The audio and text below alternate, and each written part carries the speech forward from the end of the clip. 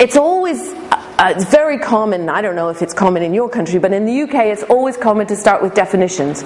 Once I was running a course on time management, and it was in Cambridge, and I was about to start this course on time management, and a lecturer in the room said, "Wait, we should start by defining what we mean by time." And I thought, it's going to be a very long day. So we can start with some definitions. I think it's really interesting to look at the difference between lecturing and presenting.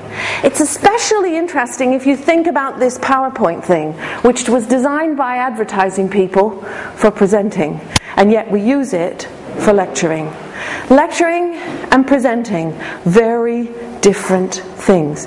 So what is presentation? Oxford English Dictionary, you put all the volumes up, it stacks about this high. I have friends, because I live in Oxford, they're working on the Oxford English Dictionary. Every time I say, "What letter have you got to?" they still say M to me. But presentation is the action of presenting to sight or view. It's about eyes. Theatrical, performance. It's about me entertaining you. It's about me keeping you awake. Or is it? Maybe yes, maybe no. Symbolic representation, pictorial, very interesting. That's what presenting is. Is that what lecturing is? It's especially a display or show, especially of slides. This is the Oxford English Dictionary, used especially in advertising. A very interesting idea that lecturing and presenting are quite different. And often when people are thinking about lecturing, they're thinking about the theatre. They're thinking about the show, the way that I act. I like this. This is a Holbein woodcut. 1758. What I like about this is that we instantly know what's going on in this picture. We also know who's having the most fun in this picture. Look at this picture. Who's really enjoying himself? Yeah. And look at the faces. Who's benefiting from his actions? Only one or two. You know?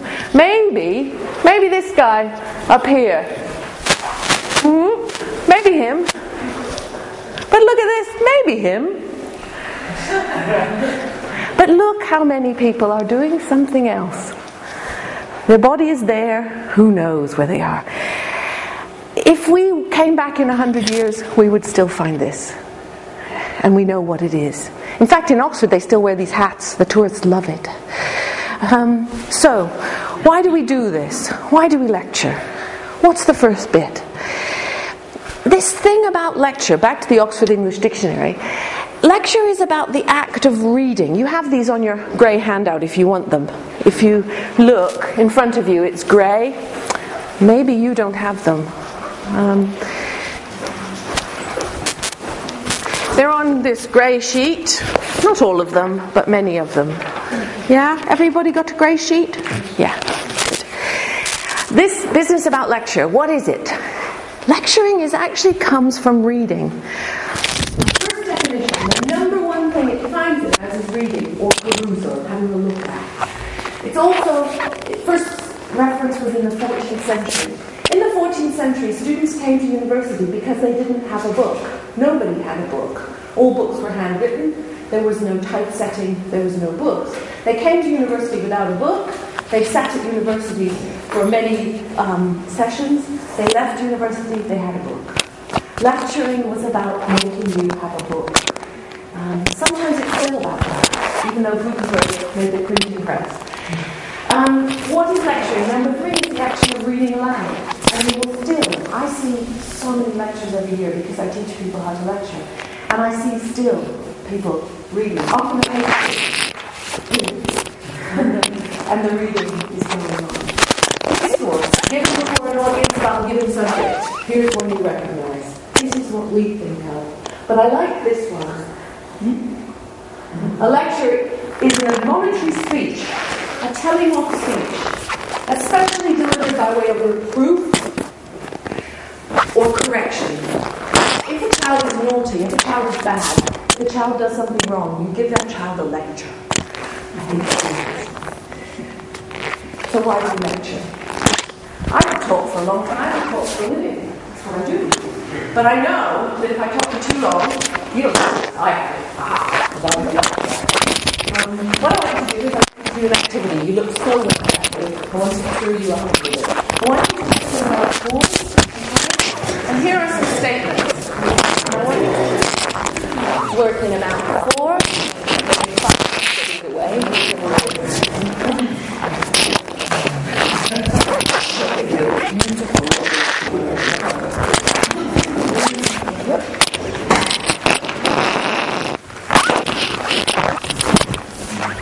3 and 3, 4 and 4, sort yourselves out. Let me tell you what I want you to do. Here you have many statements about lecturing. You have many different statements about lecturing. Some you might agree with, some you might disagree with, some you might think are good, some you might think are bad, whatever. I want you as a group, and you only have about 7 minutes, so you must argue fast. I want you to make some kind of order, sort them into categories, put them into some order that makes sense. Okay? Right? Just sort them out. Categories. Yes, no, good, bad.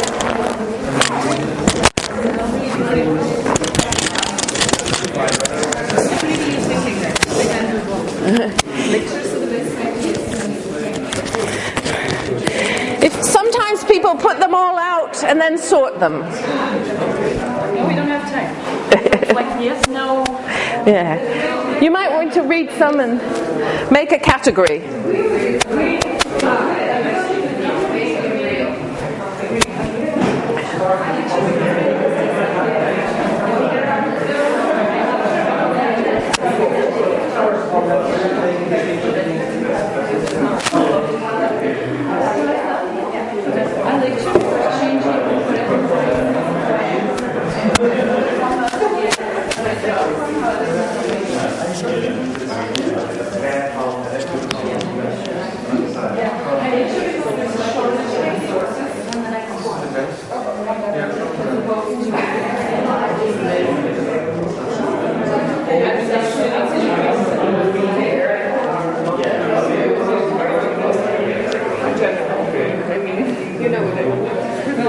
We could make it later. I mean, I think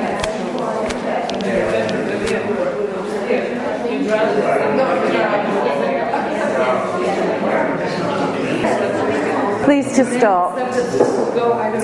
And what we need to do now is we need to just listen to each other. If I go around the room, right.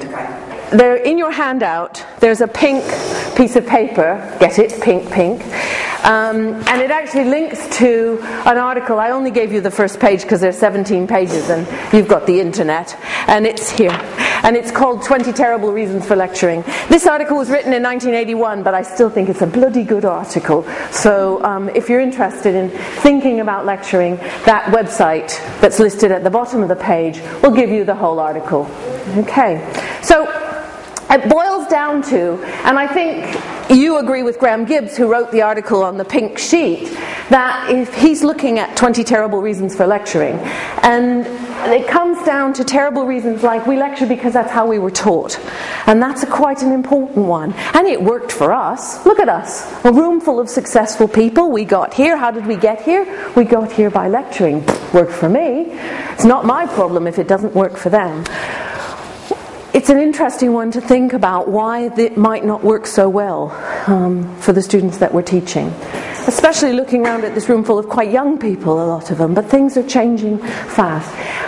Why do we lecture? We lecture because it's the most convenient way to give information to large numbers. So there's a manager somewhere who's thinking 700 students listening to one lecture, 1 to 700, yes! And it's an interesting one about convenience versus efficiency. If what we know is that students only go away with about 10% of what we tell them, then the efficiency is considerably less. It looks perhaps more efficient than it is. We lecture because we think it's the best way for people to learn, and the research does not support that. The research doesn't tell us that lecturing is the best way for students to learn. So, what are lectures good for? And you've come up with many of those ideas already. Never mind, we'll reinforce them. Let's do this together. Yes, no. Lecturers, are lecturers good for this? Are lecturers not good for this? Lecturers, one of the objectives of lecturers is to apply known concepts or principles to solving problems in new situations. So here's the principle about how to care for an old woman with a particular illness. Here's a particular woman. Is a lecturer a good thing for doing that kind of thing? Here's the way that we generally deal with traffic congestion. Here's Leuven. Are lectures a good way to deal with that? Yes, no. Give me an answer. No. Okay. No, because... No, because... We'll get to yes, don't worry. So problem solving is a skill mainly. Okay, so you're thinking about problem solving skill. Yes, because... Because the application of the knowledge is very important. Right. Okay. You can show application, and she's saying you can't do application. So it's showing doing. Yes. How about remembering specific facts? Lectures are a really good way to get people to remember specific facts, to name things. Name all the queens of England. Remember the sequence in which the European Union was to recall, repeat, recognize. Lectures, yes, no? Yes, because? During the elections, you can repeat, for example, what was before the last day. Right. So you can do those things in a lecture. Yeah. You can do those things in a lecture again and again. Understand? Right. So your key idea is again and again. You can do it again and again. So that's the advantage. And people who said no? Yeah? Go ahead, Robert. The most way of lecturing, and the most boring way of lecturing is giving a fact, name, repeating, recognizing. It's like people actually come like that. No. Right.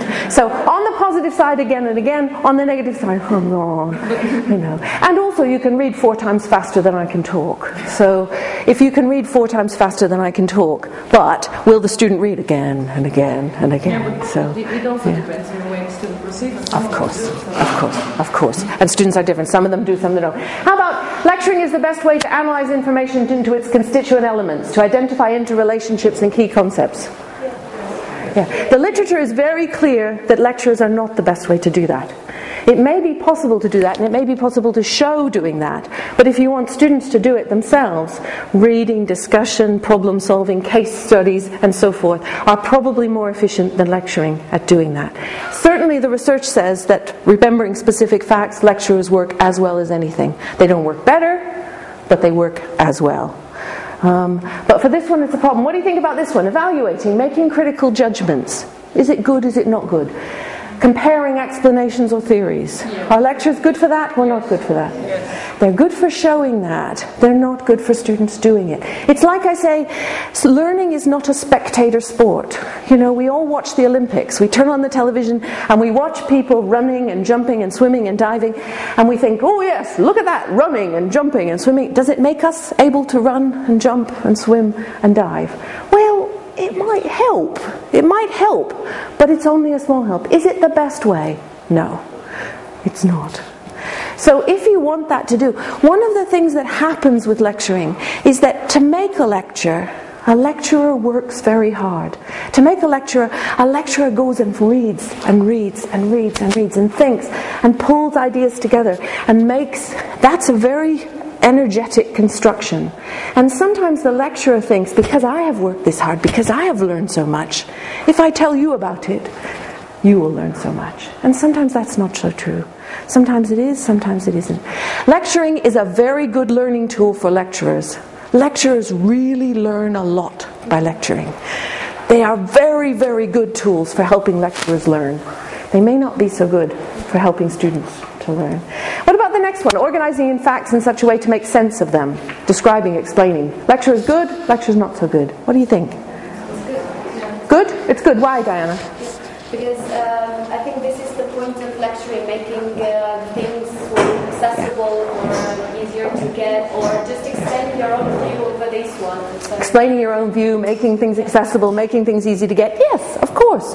And why should students benefit from your experience, your expertise, your skill? You're not the milkman.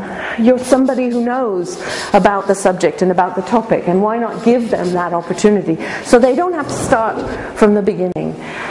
And absolutely, the literature is clear that lecturers can do this very, very well. It may be one of the best things that lecturers can do. And what about this one? Synthesize, pull together information in a new or original way. What do you think? If it's the lecturer's original way presented It's a gift that lecturers can give to their students. It is a very important and significant thing. It's to say, you will not find this anywhere else because I made it. I made it because it's new, or because I used information that's not published, or because I have put it together in my own way. It's what Diana said about your point of view. So lecturers can do some things very well, and can do other things not as well as other ways. I'm not saying they can't do it. The literature says they can't do it as well. What we're talking about, this guy here, Bloom, we use him all the time. He's American, 1956, Cleveland, Ohio. Henry Bloom, he said, when you're thinking about learning, there's a hierarchy of complexity. And if anybody wants to do thinking, they don't just think in the same way that if Eskimos look at snow, they don't just see snow, they see snow like this, or snow like this, or snow like this. In the same way, he said, if people are thinking or learning, at the bottom of his, what he calls his cognitive hierarchy, his thinking hierarchy, these are cognitive skills. He says at the bottom you have to know stuff. You can't think without knowledge. You can't think without facts. You can't think without stuff. You have to be able to know things, facts, ideas. And then, he said, the next thing you do is you must understand them. Understanding comprehension, it's different than knowing. What's the capital of Peru? Lima. Why do countries have capitals? That's a different question. That's a comprehension question. Why did Lima become the capital? It's a comprehension question. Application, when you take an idea or theory and apply it. So I understand now about whatever. How does it work in this situation? How does it work in this place? How can I apply it to this case? And Bloom says, you can't do that unless you can do this. And you can't do this unless you can do this. And then he says, this is the next one. You need to be able to analyze, take things apart. It's got this component, and this component, and this component, and this component, and you can take it to bits. You can't begin to take it to bits unless you can do this. You can't do this unless you can, and so forth. Then he says the next one is synthesis. Can you take an idea from here, and an idea from here, and an idea from here, and an idea from here, and make something new?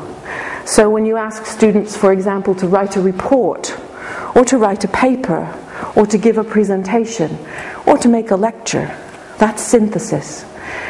And finally, Bloom says, the top of the tree, and many PhDs have been written about whether this is true or not, but Bloom says the top of the tree is evaluation. Is it a good lecture? Is it a good report? Is it a good book? Is it a good play? Is it a good painting? And that evaluation is the top. What we know is that lectures are pretty good at this. Lectures are not the best way to do this. So one of the things we need to do when we're lecturing is think about what lecturing can do and what it can't do. Formal lectures are no less effective, and this is really important because lectures get a lot of bad publicity. They're no less effective, but they're certainly no more effective than a wide range of other teaching methods. Seminars, reading, writing, case studies, placements, work-based learning, whatever. Online discussion. No less effective, but no more effective for those early Bloom taxonomies. Most teaching methods, including independent reading, are more effective than lecturing at the top 4 levels. So if you want students to do these top 4 things, don't use lectures. But if you want to set students up to be ready to do those 4 things. Use lectures. So somebody said that over here, that one of your 5 categories was getting them ready to go in that. Because if we look at these this is a wonderful guy, Biggs, hierarchies of learning, theorizing, applying, relating, explaining, and so forth. And what Biggs says is that down here, lectures are really good. Up there, lectures are less good. Okay? What I'd like you to do is, if you could just have a look at your blue paper. Alright? Yeah. I've figured this out already. We need to keep feeding you. Yeah. If you look at this blue paper, this is a paper from Biggs, the man that I mentioned in the last slide. And could you just look on page 2,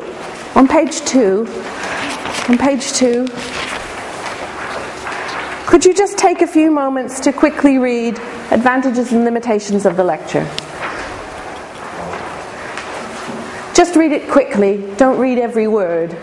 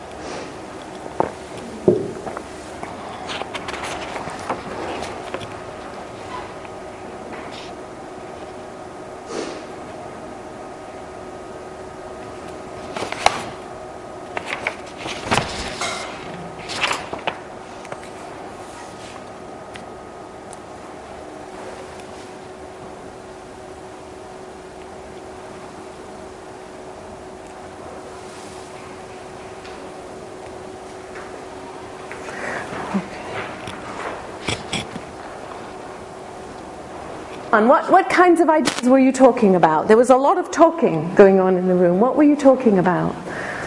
What were people saying? What were the kind of key ideas that were coming up?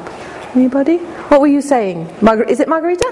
Yeah. We were talking about the very important nexus between research and teaching in academic learning. Yes. This is, at least in Holland, that's quite a scary development in the other way. Yes. So people preaching that teaching skills are something totally separate and it shouldn't be left to scholars because they don't know how to teach. And being a scholar and showing students what a scholar is and conveying your own message and your own passion for science cannot be substituted by any kind of pedagogical tricks. No offense to pedagogy. So showing scholarship, showing I am publicly showing you I'm interested. Actually, I'm interested in lecturing. I'm bloody interested in lecturing. I think it's interesting. And this is an opportunity for me to show that. And this is the product of my work. And if you work like I do, you would achieve that. It is, of course, interesting to think about how many of our students actually will end up being like us. In the old days, we lectured because we thought all our students would end up doing our sort of job. But now, of course, they do many other jobs. But still, showing that scholarly approach, that thinking, that using research, that being systematic. What other ideas were people thinking about? What were you thinking, Lino?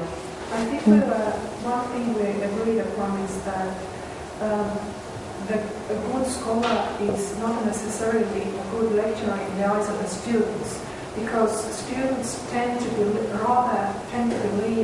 a very good lecturer who might not be so knowledgeable about what's going on in the most recent developments in his own field and so on. But at the same time, a very good scholar who is really knowledgeable isn't able to convey this. Maybe. So basically what happens is that students believe rather a good lecturer than a good scholar. Yes, so the performance rather than the engagement. Yeah. And of course they are different skills and they are completely learnable. You can learn scholarship, you can learn these kinds of... What other ideas were people thinking of? Other ideas? Yeah, what were you thinking? Is it Patty? Yeah.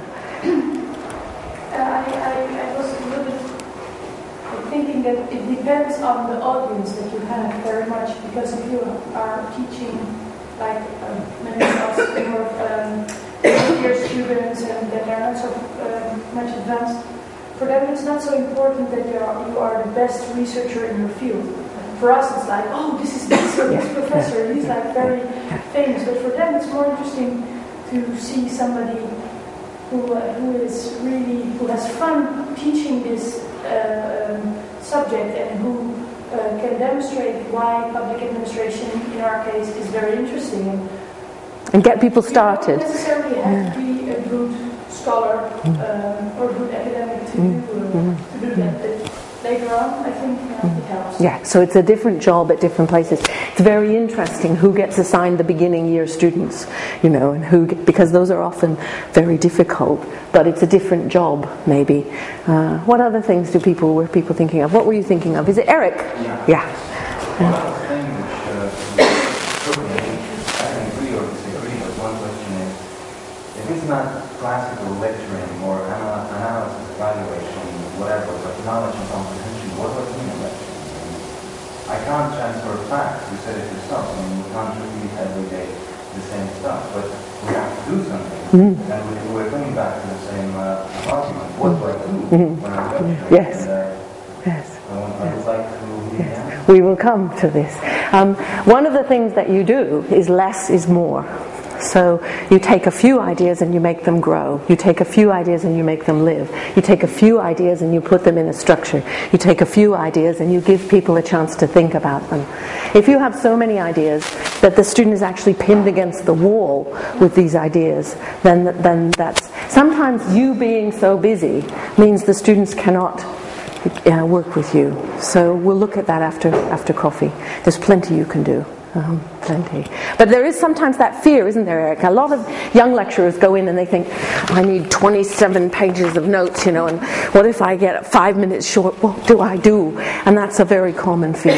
Yeah. Okay, any other thoughts before we move on? I got one more activity for you to do before coffee. Those of you who were here last year, you probably know it. We'll get to it. Okay. So lecturings are good for this. And one of the things you do is you use lecturing to do this kind of thing. This is really important. Lectures bring people together. There's something powerful about a whole room full of people thinking about the same thing. There's some kind of, I don't believe in ghosts or psychic energy, but something's going on when everybody is thinking in the same room, in the same way. We've said this several times, and this is really important. Lectures are about creating something new, creating something they can't get unless they come, creating something that is unique to you, either because you use new information or you put it together in a different way, or you give your slant to it. So it's recent or unpublished. Enthusiasm is really interesting.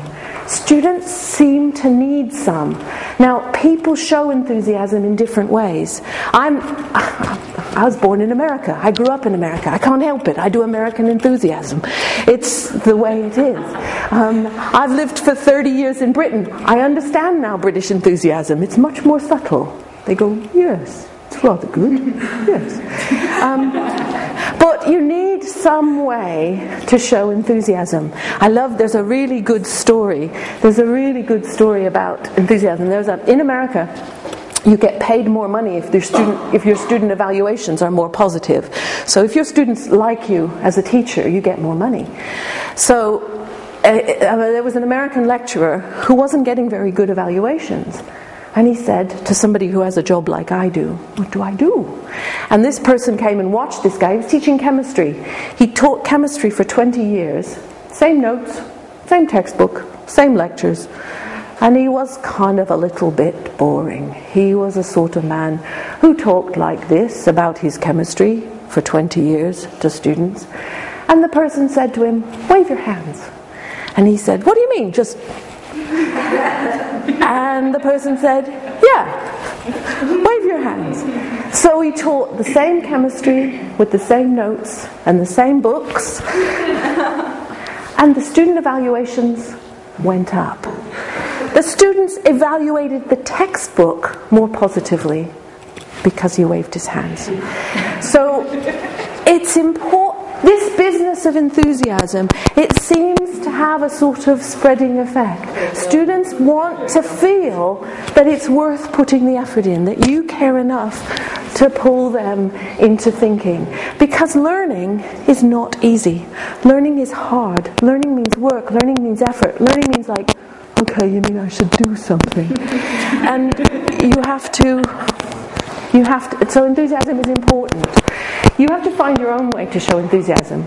Enthusiasm can sometimes come from inside in the same way you were talking about scholarship.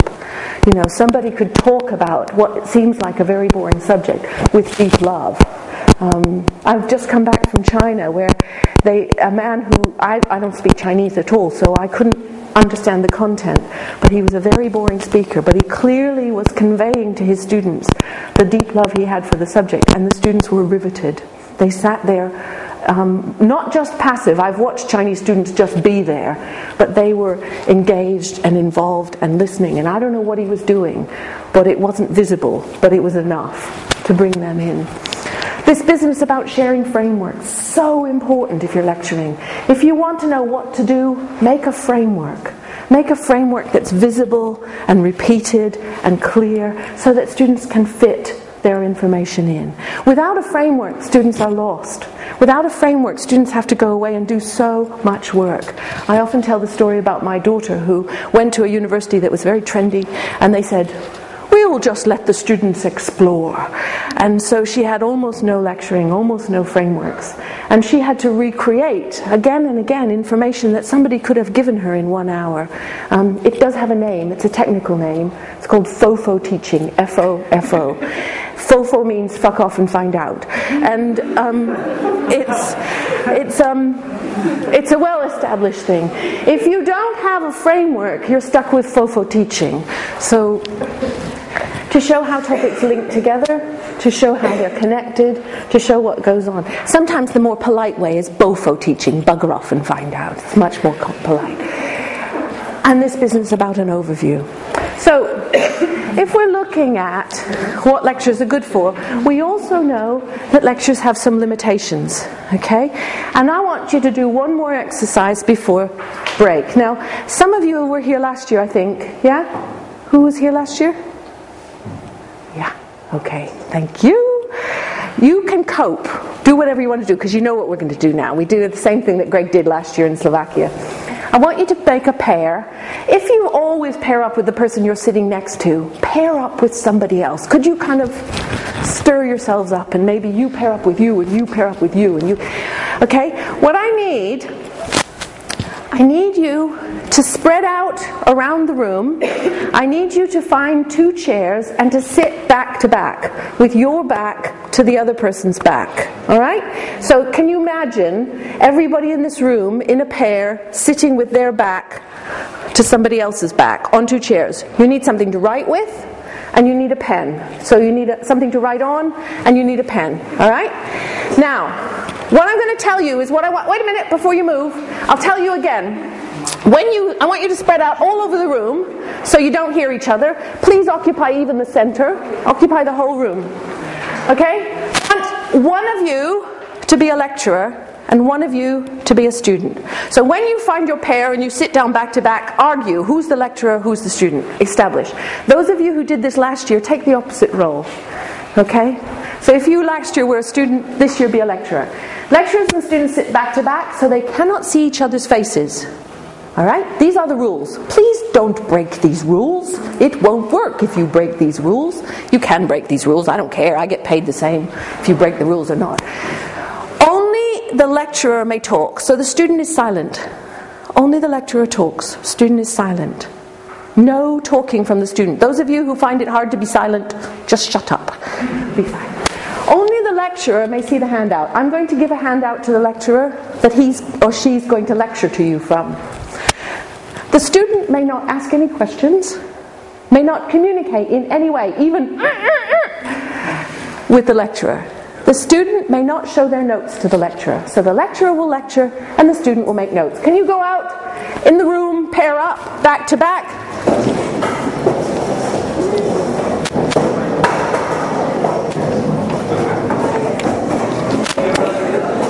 Take your chairs, back to back. Yes, good woman. All right, which one's the lecturer, which one's the student? Okay. Okay, you got your notes ready? All right. All right, please don't say anything yet. Do we match? Okay. Back to back? Here's a chair. Eric, here's a chair for you. Have you got somebody to work with? You got somebody to work with? All right.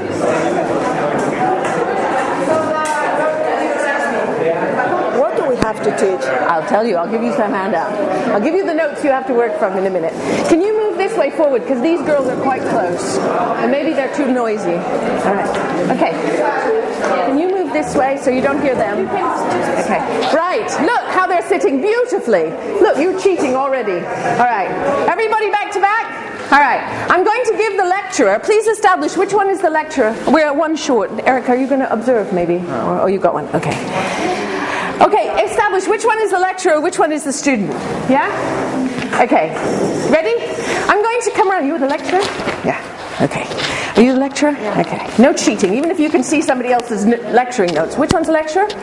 Okay. All right. Off you go. Tell your lecture. Okay. Turn around. We don't know. You decide. Which one? We don't know. Okay. Which one? Which one? Okay. Turn around. Which one? Okay. Well, then you have to turn this way because you'll cheat from her. Can you turn this way, please? Please, Ellen. Yeah. Okay. All right. You're the lecturer, Ellen, huh? Yeah, Ellen is the lecturer. Yeah. Okay. Which one? Aha. Okay. Off you go. Come on. Lecturers should be starting. What time goes on? Off you go. Make sure your students has good notes. Very, very good notes so they can pass the exam. Which one? Which one? Make sure your student has very good notes. Which one? Okay. Okay. All right. Make sure your student has very good notes so she can pass the exam. Okay.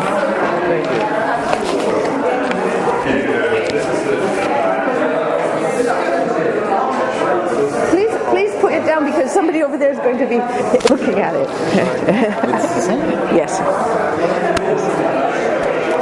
Okay, come on, do the lecture. You have to, as a teacher, explain it. Use words only. Get your student to reproduce this diagram. The student must draw it. Okay? Today it's the whole idea that we will.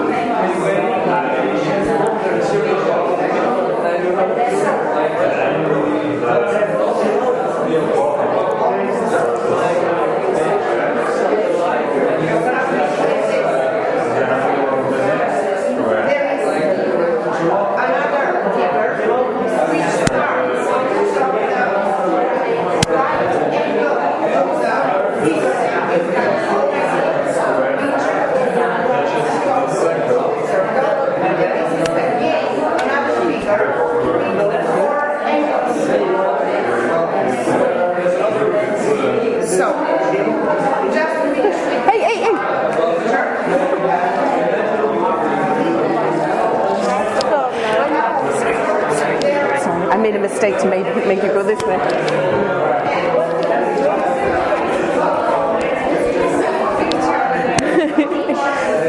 Okay, go on. Try. Keep going. Draw the rectangle.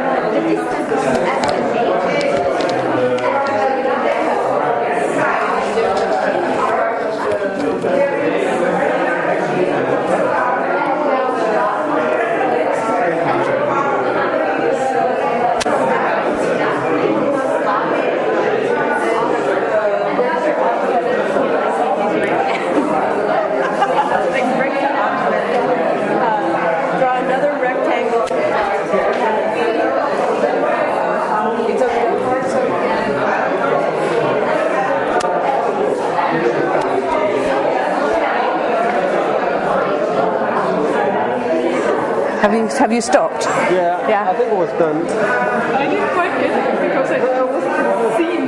Now, could she pass the exam?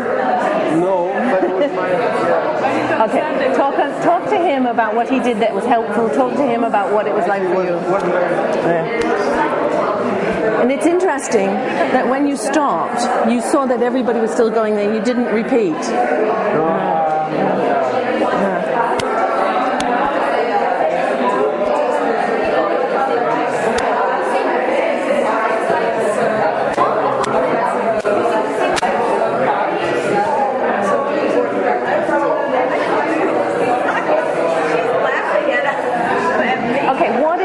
That makes it so hard? Because I can't show him, and I'm a visual learner anyway, and so if I could draw it to him, well, obviously.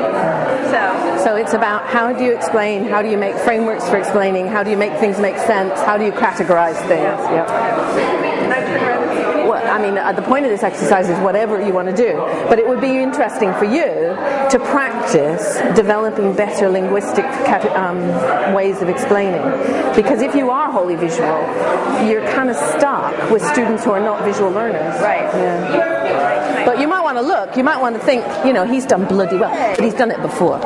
Oh, but I didn't do it last year because I was sick then. Oh, right, okay. But look, I mean, that's actually, he's missed a few points. But I didn't, I think, so talk to each other. I didn't explain that point. Right, so talk to each other. Okay. When you're finished, when you've had enough, okay, could you turn to the person you've been talking to, compare notes, and I want you to do two things, okay? Obviously, you can talk about drawing boxes. This isn't really about drawing boxes. I want you to talk to each other. What did the lecturer do that was helpful to you? How did the lecturer help you as a student? How did the lecturer help you to make sense? How did the lecturer help you to get good notes? And what did the lecturer do that was not helpful? That didn't help. Okay? Take 5-10 minutes. Talk to each other. Compare notes. What did the lecturer do?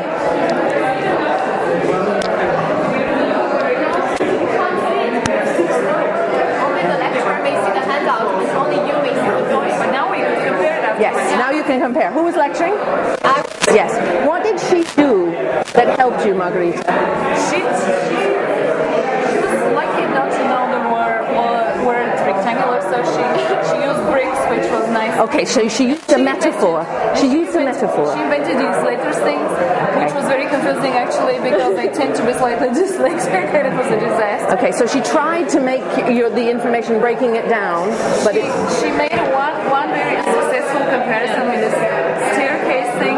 Okay. Because it got me so using metaphors, using analogies, using staircase, very useful. One worked, the other one. Let's see the notes. Okay, would he pass the exam? No, because he didn't hear the very first thing when I told the size. Okay, so it's a really important learning point that if it really matters, you must say it more than once. And if it really matters and you only say it at the beginning, they haven't tuned in yet. It's very common. Yeah, and also the number. What did she do that helped you? She was laughing at me.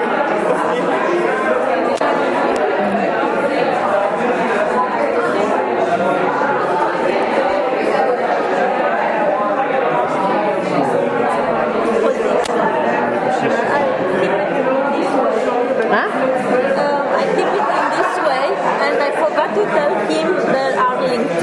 Okay. that tells you must talk about the framework. You must talk about, so sometimes they say, don't draw anything. Let me just describe the drawing to you that you will do. Because usually people start by saying, okay, now draw a box in the without saying, here's a whole series of boxes and circles. They're all linked together. They're horizontal. So turn your paper. So you get the yes, exactly, the framework. And if you just start now, the student's going, where does this make sense? How does this make sense? Let's see. It's not a bad lecture. I think you got tired. Yeah. And there is something about tired. I mean, boom, boom, information. And by here, see here, she's much closer to listening. By here, she's tired. For me, the worst thing was that I haven't any connection with my student. It was horrible too. That's right. Did he just start by saying draw a box? Started with, it will be a diagram, so it was really good. So at least he said one thing. Good.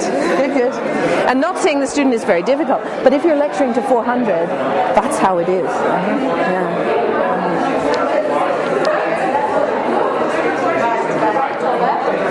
And what was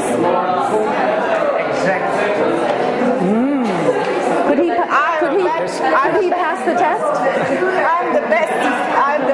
I'm not the best. There was one problem. She didn't know the word for rectangular. Okay. So she said something with 4 angles, and then I was doing this kind of.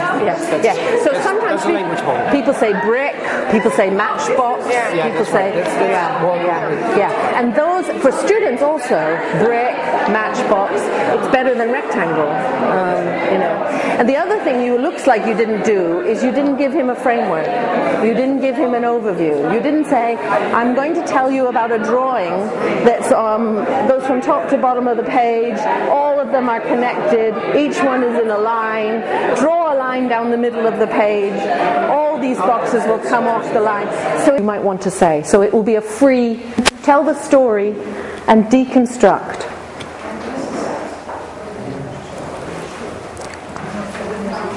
What happened? I don't like this way of working. The thing that's important is to remember that people are different. People are different from you. People are different from each other. And they will get plenty of traditional lecturing. They will get plenty of different kinds of lecturing. Maybe if you do a little bit of this, you will score. You will make those people happy who like this kind of thing. Some of you may hate this kind of thing. Tough, nobody died. But it's the business of saying if you only use what you like, if you only do one thing, you'll only make one bunch of students work well or learn well. The good thing about activities is students can do them in any way they like, in a way that works for them. Okay. Any other comments? Yeah, what are you thinking, Betty? A way to maybe combine some elements of this with more traditional lecturing to find a balance which suits you and your teaching goals. Well, I did talk to you sometimes for 15, 16 minutes, 20 minutes. There were times in there when I did talk to you. So there was some traditional telling. And you're right. And that's what I see it, absolutely. And we'll pick that up after coffee, is how you combine telling and doing. Because telling is important. Doing is important. And it's about those combinations. Any other points? Okay. Often it's important to end well. And here's my favorite ending, just to show you, because I use it with students all the time. Can you write down the 3 most important ideas you got from the last hour and a half? Nobody's going to ask you. Just write down. Can you just write down the 3 most... this is called the 1-minute paper. This is a really classic thing to do in lectures, the 1 minute. Can you write down 3 most important things? This is called the 1-minute paper. You can do this with your students all the time.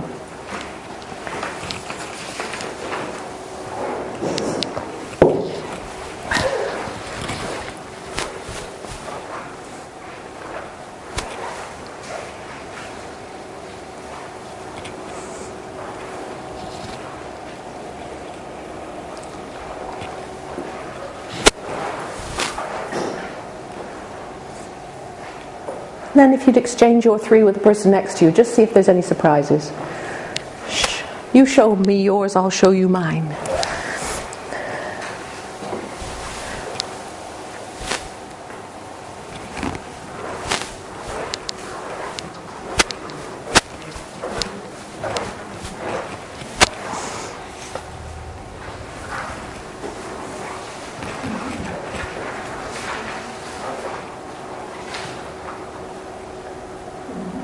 Okay, swap with the person next to you. Any surprises?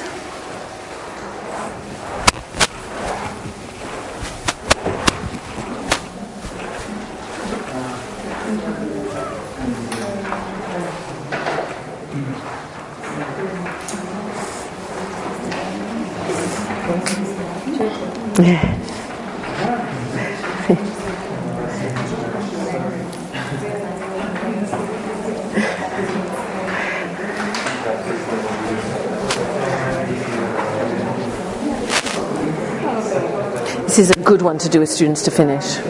It's 1 minute. Write down 1 minute. Everything, swap. Yeah. And it begins to pull it all into some framework. I like the way you mentioned the break-off. Yeah. You have to keep... But not yet.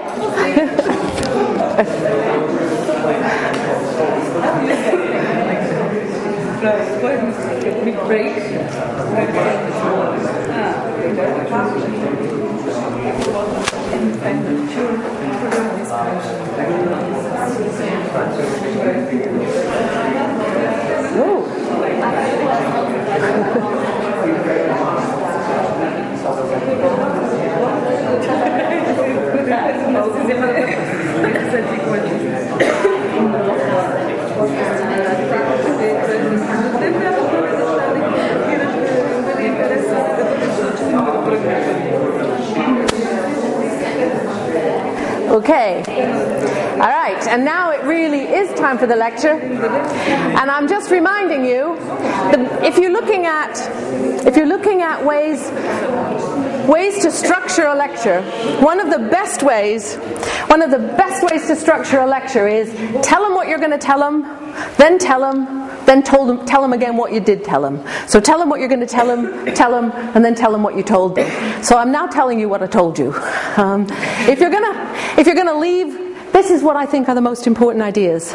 And I think they're important because lecturing well means doing what lectures can do well. It means making clear what a lecture can do. It's no good blaming a lecture for not doing things well that it can't do anyway.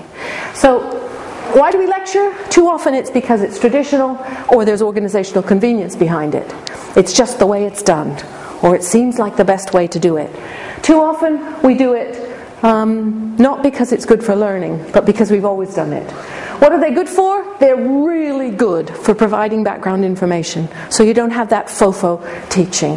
It's really good for getting students the background, what they need to know to think with. Remember, you cannot think without information. You cannot think without knowledge. They're very good for providing study. Of course, that's a typo. It's very good for frameworks. Frameworks are the key words. If you remember only one word from this session, remember the word framework. Remember, you make the framework, but in the end the student has to make the framework. So you need to make that framework so transparent that the student can see that the framework is there. It's very good for accessing information not available. And that information may be about your own research, your own information, your own way of seeing things. And what are the problems with lectures? One-way information flow. If it's only going from me to you, there are real problems which we're going to pick up after break, and this business about passive learning. Learning is not a spectator sport. You cannot learn by watching other people. You have to learn by doing things yourself. So that business of get them active, get them doing. One of the best ways they can be active is really making notes, but that's not the only way. Okay, let's have some coffee.